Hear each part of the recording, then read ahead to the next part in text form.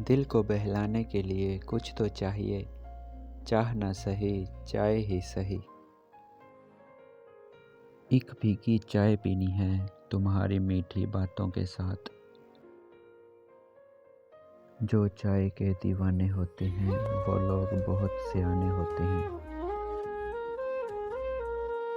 जिन पर तावीज़ भी असर नहीं करता ना, उनको हमारे हाथ की चाय पिला दी जाए।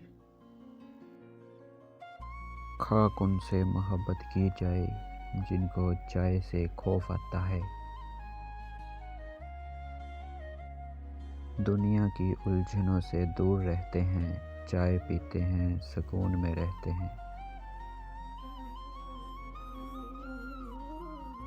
दूध से सिर्फ हड्डियाँ मजबूत होती हैं और चाय से रिश्ते, ताल्लुक, दोस्ती और मोहब्बत।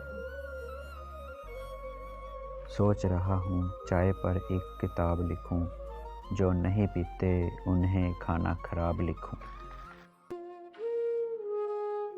उसके हाथों की चाय, हाय बंदा डूब के मर जाए।